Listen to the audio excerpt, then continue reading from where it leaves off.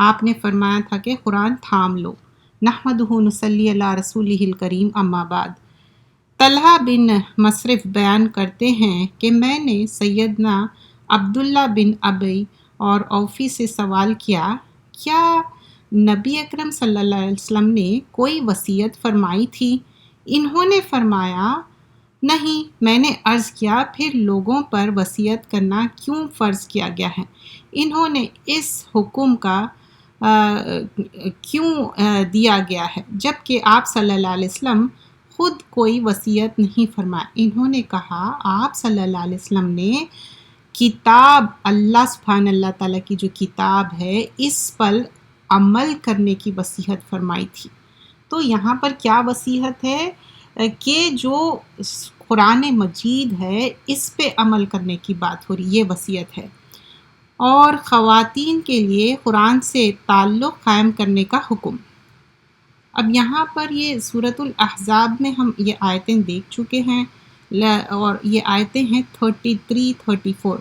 اور اپنے گھروں میں جو یہاں پر رہنے والے جو پہلے جو جہالت کے زینت ظاہر کرتے تھے، زینت ظاہر نہ کرو۔ تو یہ جو حکم ہے دس از ریگارڈنگ اپنے آپ کو کس طرح کور کرنا ہے وین یو گو آؤٹ، تو اس تعلق سے مینشن کیا گیا۔ دیکھیے قرآن میں ڈوز اینڈ ڈونٹس ہے، تو وہی چیز یہاں پر مینشن کی جا رہی ہے۔ اور نماز قائم کرو، زکوٰۃ ادا کرو، اور اللہ اور اس کے رسول کی اطاعت کرو۔ اب یہاں پر یہ حکم آیا کہ اپنے آپ کو کور کرنا، زینت مت بتاؤ جیسے جہالت میں کرتے تھے، بٹ دس حکم we have already seen in detail. یہ حکم صرف امہات المومنین کے لیے نہیں ہے، ہم سب کے لیے ہے۔ پہلے ان کے لیے کہہ کے پھر ہم سب سے مخاطب ہے، اور پھر بتایا جا رہا ہے کہ نماز قائم کرو، زکوٰۃ ادا کرو، اللہ اور رسول صلی اللہ علیہ وسلم کی اطاعت۔ جب اطاعت کی بات آتی تو ہمارے لیے فرض ہے کہ آپ نے جو بتایا گیا ہے وہ ہم کرنا ہے۔ اللہ تو یہی چاہتا ہے کہ تم اس گناہ کے سے دور رہو، تمہیں پاک کر دے، خوب پاک کرنا چاہتا ہے، اور تمہیں گھروں میں جو بھی اللہ کی آیتیں اور حکمت سے پڑھی جاتی ہیں انہیں یاد کرو، بے شک اللہ نہایت باریک بین اور پوری خبر رکھنے والا ہے۔ تو یہاں پر حکم کیا دیا جا رہا ہے بیفور اینڈنگ دا آیا، کہ یہ حکم ہے پردے کے بعد نماز قائم کرنا and all those things is mention, اور یہ گناہ سے بچنے کے لیے ہیں۔ اینڈ پھر آگے فرمایا گیا ہے یہ جو اس میں باتیں ہیں حکمت کی باتیں ہیں، اور اللہ سبحانہ اللہ تعالیٰ آپ کے لیے جو بھی چاہتا بہتر ہے۔ اور گھروں میں ہم رہ کے جو قرآن پڑھ رہے ہیں، سیکھ رہے ہیں، سکھا رہے ہیں، یہ امہات المومنین یہ کیے تھے، اور ہم وہی فٹ سٹیپس فالو کر رہے ہیں۔ اب بچوں کو قرآن سکھانا، اب جو بچوں کو قرآن سکھانا ہے یہ اویل کرنا چاہیے اپرچونٹی۔ اس میں یہاں پر بتایا گیا ہے کہ کسی دانا کا قول ہے اپنے بچوں کو قرآن سکھا دو، قرآن اسے ہر چیز سکھا دے گی۔ مطلب اگر آپ قرآن سکھا دیں گے بچوں کو تو قرآن کیا ہے، ہر چیز سکھا دیں گی، جیسا کہ تلاوت سکھا رہے، پھر اس کے بعد تعلیم دے رہے، اور تزکیہ اور حکمت۔ وہ اللہ سبحانہ اللہ تعالیٰ جب قرآن میں اس طرح سے مینشن کیے گئے ہیں، قرآن کی یہ تعلیمات ہے، تو آٹومیٹیکلی یہ چیزیں آ جائیں گی۔ اور یہ جب ہم دیکھتے ہیں کہ ہم قرآن کی تعلیمات نہیں دے کے کچھ اور چیز دیتے تو آپ اس کا رزلٹ دیکھتے ہیں ڈفرینٹ رہتا۔ تو اب آگے ہم دیکھتے ہیں کہ سیدنا عباس رضی اللہ عنہما کہتے ہیں کہ جب رسول اللہ صلی اللہ علیہ وسلم کی وفات ہوتی تو میری عمر 10 سال کی تھی اور میں نے محکم صورتیں پڑھ لی تھی۔ تو اب آپ دیکھیے، just imagine he was just 10 years old اور ان کو محکم صورتیں آتی تھی۔ Isn't it great؟ کتنی بڑی بات ہے، کتنی اچھی بات ہے۔ تو ہم کاپی کرنا چاہیے یہ چیزوں کو۔ صحیح بخاری کی روایت ہے، آگے بھی کچھ آیتیں بھی دیکھیں گے اور کچھ صورتوں میں سے مینشن کیا گیا ہے، اور کچھ حدیثیں بھی۔ اچھا، بعض اوقات پوری حدیث مینشن کی گئی ہے، کبھی پارٹ آف دا حدیث ہے، یہ بھی آپ سمجھنا چاہیے۔ اب آگے زید سیدنا زید بن ثابت جب 11 سال کے تھے تب نبی اکرم صلی اللہ علیہ وسلم مدینہ تشریف لائے. وہ آپ صلی اللہ علیہ وسلم کے لیے وحی لکھا کرتے تھے. تو کیا کرتے تھے؟ زید بن ثابت یہاں پر ان کا مینشن کیا جا رہا کہ وحی مطلب وہ کاتب تھے، اور قرآن کا بطور جو اس کا ایک معنی میں یہ ایک یو شوڈ سے کہ ان کے لیے ایک آنر ہے، یو نو، کیونکہ کوئی آرڈنری پرسن لکھ سکتا کیا وہی؟ آپ بولیے، اس کے اندر وہ چیز کوالٹی رہیں گی تو ہی وہ لکھ سکے گا نا. تو ان دیٹ سینس اب آگے پھر فرمایا جا رہا ہے یہ کتاب میں کہ سیدنا سہل بن سعید سے روایت ہے کہ انہوں نے کہا کہ ایک خاتون نبی اکرم صلی اللہ علیہ وسلم کے خدمت میں حاضر ہوتی ہے اور اس نے کہا کہ اس نے اپنے آپ کو اللہ اور اس کے رسول کے لیے ہبا کر دیا. مطلب she is don't think in a negative manner, this is like کہ کوئی ایک رائچیس لیڈی ہے اینڈ شی واز سیئنگ کہ میں اللہ اور رسول کے لیے. تو آپ صلی اللہ علیہ وسلم نے فرمایا اب مجھے عورتوں سے نکاح کی کوئی حاجت نہیں. تو واٹ ہی مینشن، پروفٹ صلی اللہ علیہ وسلم بتائے کہ نہیں مجھے کوئی حاجت نہیں ہے کہ میں مطلب شادی نہیں کروں گا. وہ آنسر نو میں کر دیے. ایک آدمی نے کہا اس کا نکاح مجھ سے کر دیجئے. آپ صلی اللہ علیہ وسلم نے فرمایا تو اس کے لیے کچھ انتظام کرو، بولے کپڑے وغیرہ یہ وہ. اس نے کہا مجھے تو میرے پاس تو کچھ بھی نہیں ہے، تو پھر اسے کچھ تو دینا ہوگا. تو بولے کہ کچھ تو ہوگا نا آپ کے پاس. تو وہ فرمانے لگا کہ نہیں، تو کوئی ایسی کوئی لوہے کی چیز ہے یا کوئی ایسی. تو فائنلی پروفٹ صلی اللہ علیہ وسلم سیڈ کہ آپ کو قرآن کتنا یاد ہے، how much you memorize the قرآن. تو اس نے کہا کہ فلاں فلاں صورت یاد ہے. آپ صلی اللہ علیہ وسلم نے فرمایا میں نے تمہارے اس قرآن کی ان صورتوں پر نکاح کا جو تمہیں یاد ہے. تو مطلب بتا رہے ہیں کہ یہ جو تم کو یاد ہے نا، وہ میں ایک معنی میں یہاں پر بتایا جا رہا ہے کتنی امپورٹنس ہے. جب آپ نکاح کرتے تو آدمی کو چاہیے کہ وہ مہر دے. سمجھ رہے آپ؟ جب مہر آن دی اسپاٹ آپ دے سکتے، اگر نہیں آپ وعدہ کر لیے لیٹر آن دے سکتے. دس از کائنڈ آف اے مہر، یو شوڈ انڈرسٹینڈ دس. تو قرآن کی آیتیں مہر میں ایک معنی میں دی گئی ہے ایز اے گفٹ. تو قرآن کی اتنی زیادہ امپورٹنس ہے، قرآن کی اتنی زیادہ اہمیت ہے، یہاں پر وہ چیز بتائی جا رہی ہے. قرآن سے تعلق کا فائدہ ایک کیا ہے؟ یہ کامیاب تجارت ہے. تجارت کی امید رکھتے ہیں جو کبھی برباد نہیں ہوگی. اب یہ تجارت کیا ہے؟ جب آپ انویسٹ کرتے کوئی بزنس میں، لاس بھی ہو سکتا، گین بھی ہو سکتا، بینکرپٹ ہو سکتے پورا، یعنی تو آپ ملینئر ہو سکتے، isn't it؟ بٹ دس تجارت از اونلی گین، آپ کو صرف اور صرف فائدہ ہونے والا ہے. تو اس میں فرمایا جا رہا ہے، سیدنا عبداللہ سے روایت ہے، وہ کہتے ہیں کہ جو یہ بات پسند کرتا ہے کہ یہ وہ جانے کہ وہ اللہ اور اس کے رسول سے کتنی محبت کرتا ہے، تو اسے چاہے کہ وہ دیکھے کہ اگر وہ قرآن سے محبت کرتا ہے تو وہ اللہ اور اس کے رسول سے محبت کرتا ہے. تو جو ہم اپنے آپ کو ٹیسٹ کرنا چاہ رہے ہیں کہ ہاؤ مچ وی لو، تو کیا بتایا جا رہا ہے اس میں کہ ہم کتنی محبت کرتے قرآن سے.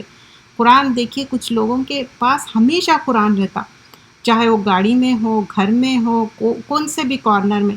وی آل لو قرآن، isn't it؟ ہونا بھی چاہیے، اتنا ہینڈی ہونا چاہیے قرآن. اور موسٹلی ہم وضو میں ہونا چاہیے، وضو کرے ہوئے رہنا چاہیے، کیونکہ کیا ہے اتنا ایزی ہو جاتا قرآن پڑھنا بھی پڑھانا بھی. And this is how we show our love, you understand. But it's not just reading it, understanding it. اصل کیا ہے؟ امپلیمنٹیشن ہے. So we should implement that. پھر آگے جو ہم آیتیں دیکھتے ہیں کہ اصل مومن کون ہے، اس کے کیا ہے، اس کے اندر پریریکوزٹ کیا ہے، اس کے اندر صفت کیا ہے، اس کے اندر کیا کوالٹیز رہیں گے. سورۃ الانفال میں یہ بتایا گیا ہے انما المؤمنون الذین اذا ذکر اللہ وجلت قلوبہم وَإِذَا تُلِيَتْ عَلَيْهِمْ آیاتہ زادتہم ایمانا وعلی ربہم یتوکلون۔ اصل مومن کون ہے؟ جب اللہ کا ذکر کیا جاتا ہے تو اس کے دل میں ڈر پیدا ہوتا، اور اذا تلیت علیہم آیاتہ، ناٹ اونلی ڈر، تلاوت آیت سے زادت ہم ایمانہ ہوتا، اس کے ایمان میں انکریز ہوتا، اور وہ علی ربہم یتوکلون، اور وہ توکل کرتا۔ کئی بار ایسا ہوتا کہ ہم بہت شیکی ہو جاتے، کوئی پریشانی آ جاتی یا کچھ ہوتا، just listen to the recitation, you will feel so nice peace and tranquility۔ اور اسپیشلی جو قرآن کو سمجھتے ہیں، اگر نہیں بھی سمجھتے، کئی ریسائٹرز ایسے ہیں جو جب وہ ریسائٹ کر رہے ہیں نیچے ٹرانسلیشن بھی آتا، یا نہیں تو اس کے بعد اردو یا انگلش کا ٹرانسلیشن رہتا، اس سے آپ کو معلوم ہو جاتا کہ اللہ سبحانہ اللہ تعالیٰ کس طرح آپ کے دل کو کنسول کرتے۔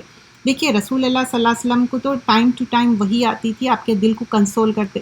اب ہمارے لیے تو وہی نہیں آئیں گی، یہ قرآن بھیج دیا اللہ سبحانہ اللہ تعالیٰ 23 ایئرس میں، تو جب بھی پریشانی، تکلیف، دکھ ہے، قرآن پڑھو۔ رسول اللہ صلی اللہ علیہ وسلم کیا کرتے تھے؟ کوئی پریشانی ہے نماز کے لیے دوڑتے تھے، اور ایسے بھی ذکر ہے جس میں جیسا بتایا جاتا ہے اللہ اللہ ربی لا اشرک بہ شیئا، there are certain zikr which he used to recite when he was very stressed out or something. And the same thing with the Quran. When you start reading the Quran, you will feel that you have that peace and tranquility. کیونکہ قرآن کی آیت ہے، جب تم قرآن پڑھیں گے تو تمہارے دل میں ایک سکینت، سکون آ جائے گا۔ شیخ سعدی کہتے ہیں کہ وَإِذَا تُلِيَتْ عَلَيْهِمْ آیَاتُهُمْ زَادَتْهُمْ ایمانا، اس کی وجہ سے یہ کہ وہ آیتوں کو حاضر دل کے ساتھ، غور کے ساتھ سنتے ہیں۔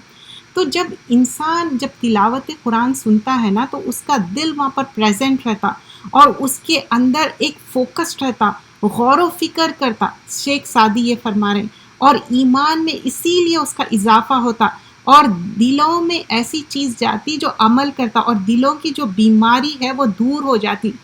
اور ان کے لیے کیا ہے، ایک اللہ سبحانہ اللہ تعالیٰ علم کیا ہے ایسی ہی نہیں چلے جاتا۔ بعض وقت کیا ہوتا، آپ علم حاصل کرتے پھر بھی آپ ریڈ کرے، انڈرسٹینڈ کرے، پھر فارگیٹ کر دیے۔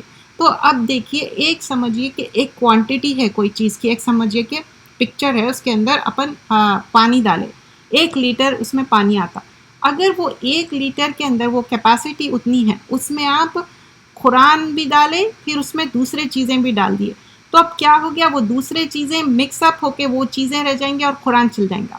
تو you have to make sure کہ قرآن ہمارے اندر رہے، حدیثیں رہے، اچھے باتیں رہے، تو وہ اپنے کو ٹریش کرنا ہے، اور دلوں میں نیکیوں کی رغبت رہنا چاہیے، اور اپنے رب کریم پر پورا کمپلیٹ توکل ہونا چاہیے، اور ان کے دلوں میں عذاب کا بھی خوف ہونا چاہیے۔ اور ایمان جب مکمل جب ہی ہوتا جب ہم جنت اور دوزخ پہ یقین کرتے، اور تمام کاموں میں ہماری یہ سوچ ہونی چاہیے وی آر آنسربل، میں اچھا کروں یا برا۔ جب ہم کوئی برا سوچتے، جب تک ہم نہیں کرتے، فرشتے رائٹ اٹ ڈاؤن نہیں کرتے، لکھتے نہیں، لیکن ہم جب اچھا سوچتے فرشتے لکھ دیتے، اور اس کا آپ کو اچھائی کا صلہ ملتا۔ لیکن جب آپ برا سوچتے اور برا نہیں کرتے تو آپ کے لیے گڈ ڈیڈ لکھے جاتی۔ سو ہاؤ اللہ سبحانہ اللہ تعالیٰ از سو مرسیفل۔ اور ہم آگے دیکھتے ہیں، اس میں بتایا جا رہا ہے سورہ صاد کی آیت نمبر 178 کہ کس طرح اللہ سبحانہ اللہ تعالیٰ کے جو آیتیں ہیں اور کس طرح اس پہ ہم بیلیو کرنا چاہیے، یقین۔ اور اس سے ریلیٹڈ جو چیزیں میں بیان کروں گی، آگے جو آیت ہے اور اس سے ریلیٹڈ ہی جو حدیث بیان کی جا رہی ہے۔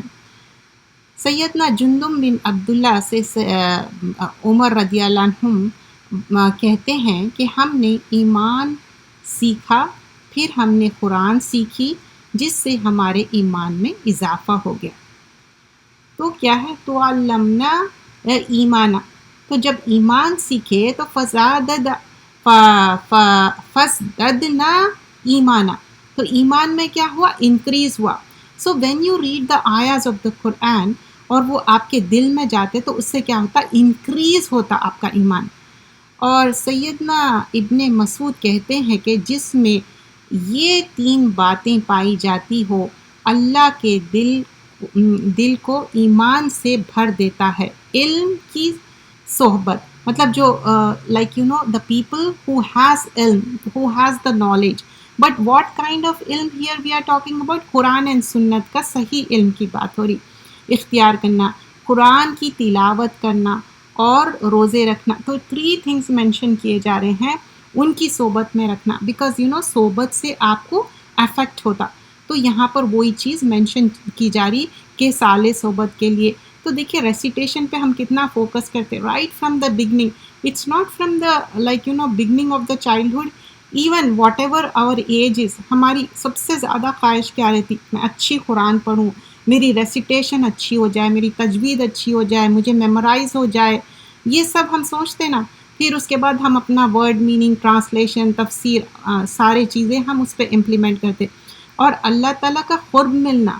تو یہاں پر جب ہم اللہ کا قرب حاصل کرنا چاہ رہے ہیں تو قرآن سے تعلق مضبوط ہونا چاہیے، اور تقرب حاصل کرنے کے لیے قرآن کثرت سے تلاوت کرنا، اور اس کو غور و فکر کرنا، تدبر کرنا اور اس کو سننا، یہ سارے چیزوں میں ایک کامن چیز ہے کہ غور و فکر کرنا، اینڈ کامن چیز اور کیا ہے؟ اچھے سے سننا ہے، کان لگا کے سننا ہے۔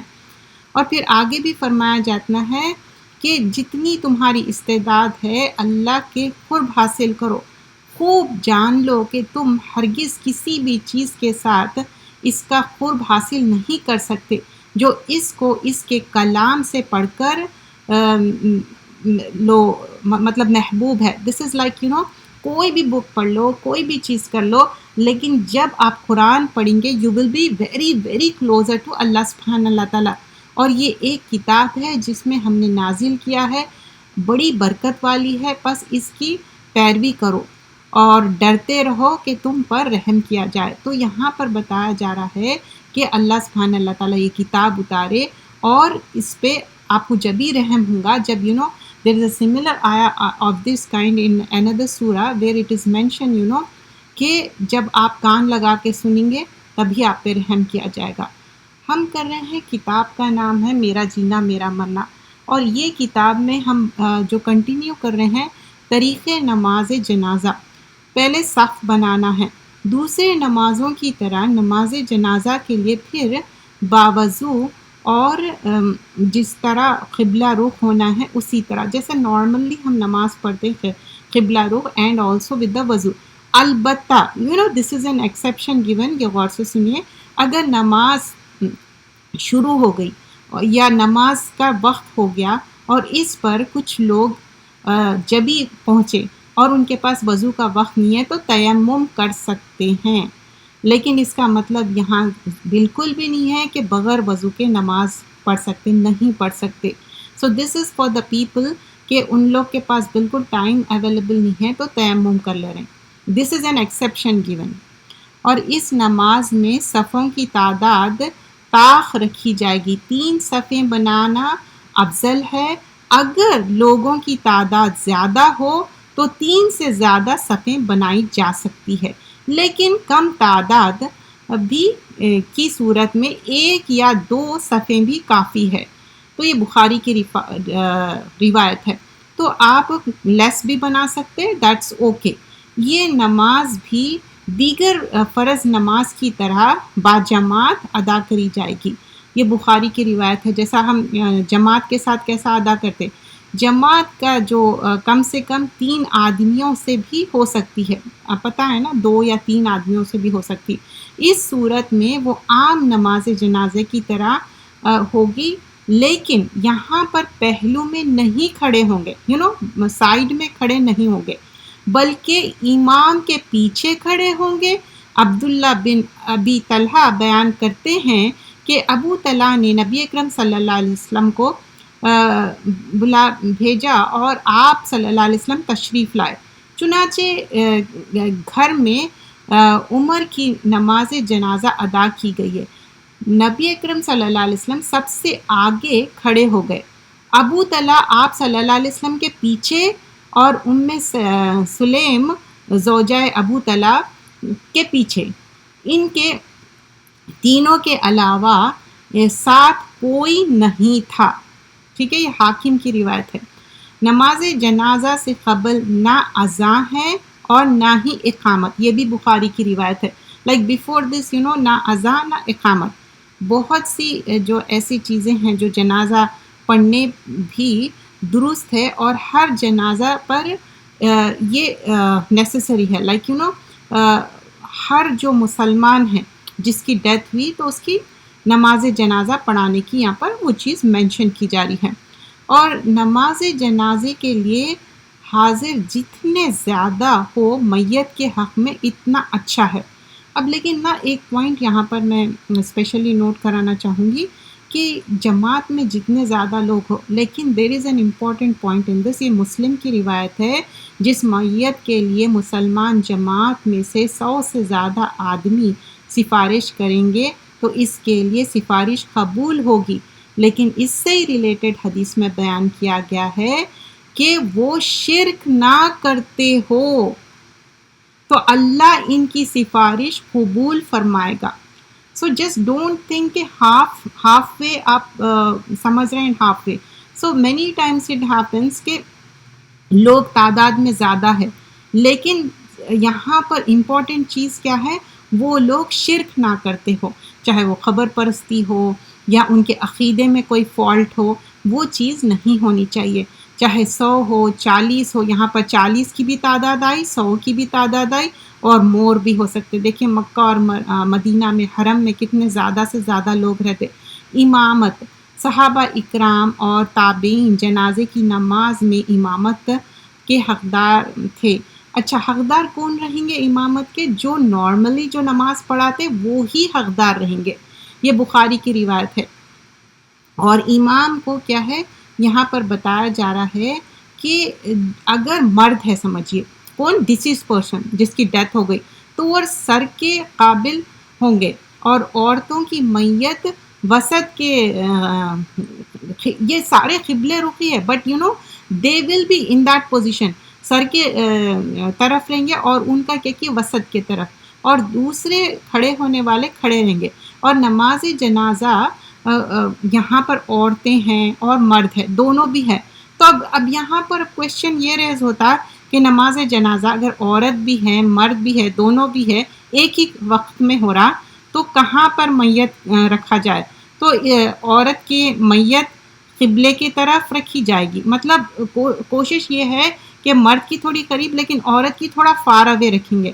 نافع سے روایت ہے کہ عبداللہ بن عمر نے جنازے کی نماز ایک ہی دفعہ پڑھائی، جس میں مرد بھی تھے اور پھر اس میں عورتیں بھی تھے، اور ایسا بھی ہوا کہ بچے بھی ایک ہی ٹائم میں پڑھا سکتے، مور دین 2-3 عورت بھی ہے مرد بھی ہے. جیسا مکہ مدینہ میں آپ دیکھتے کہ کئی بار نماز جنازہ ہوتی.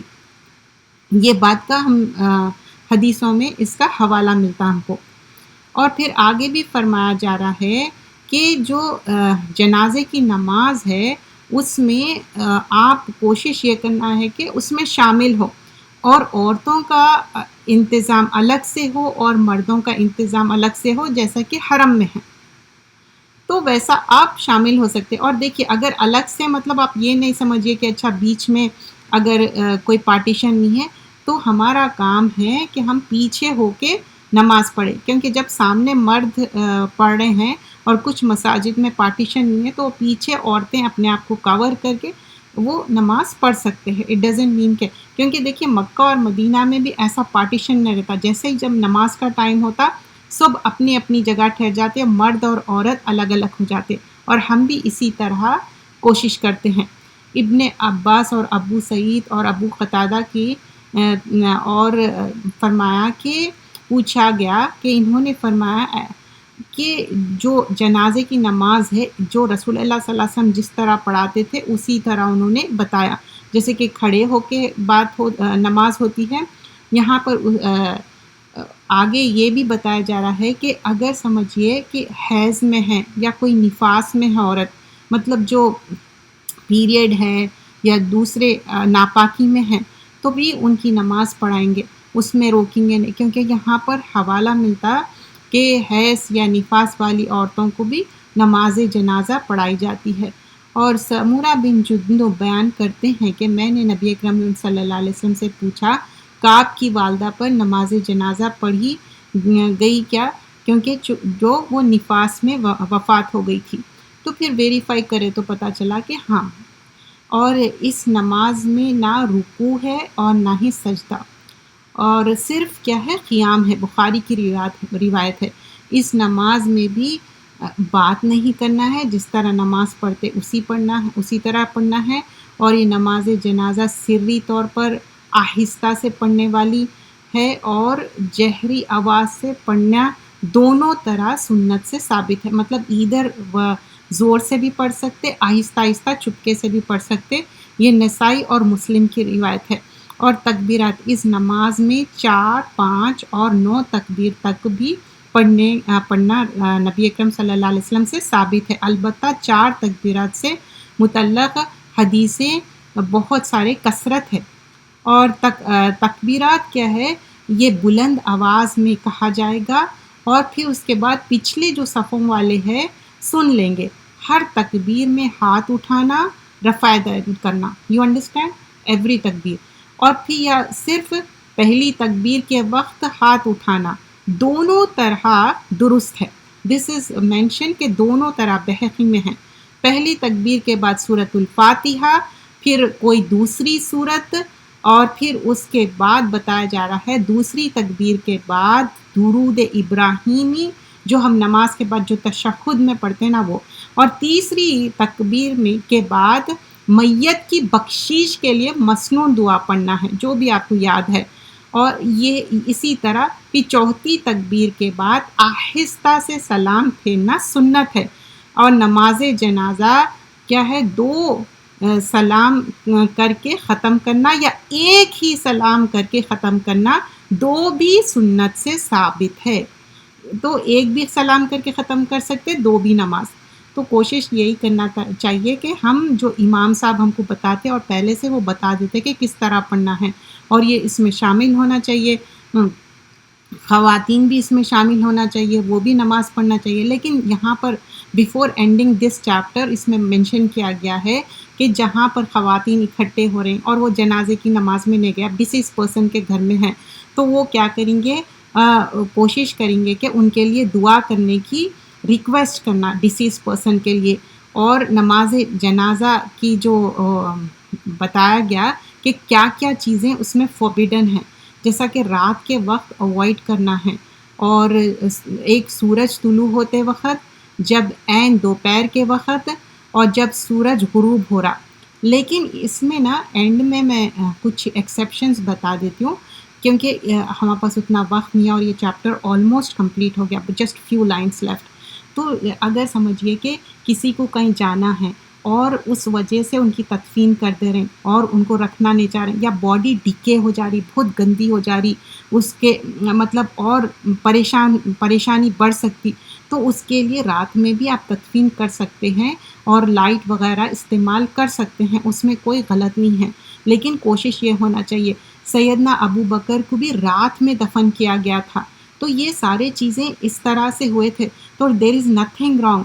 اور رہا باڈی پریزرو رکھنے کا، ویسا کہیں سے بھی ہم کو حوالہ نہیں ملتا کہ باڈی کو پریزرو کر کے رکھو، یہ ایک معنی میں کیا ہے، تکلیف دینے کی بات ہے، ہم ایسا نہیں کرنا چاہیے۔ ایک مسلمان کی جب ڈیتھ ہو جاتی تو اس کو فوراً سے کوشش کرنا چاہیے اس کے جنازے کا، اس کا جو تدفین کا ٹائم ہے اس لحاظ سے، اور یہ کیا ہے، ایک لاسٹ تھنگس ہے جو یہ ہونے کے بعد ہی، تدفین کے بعد ہی سوال جواب شروع ہوتے، تو کوشش یہی ہونی چاہیے کہ ٹائم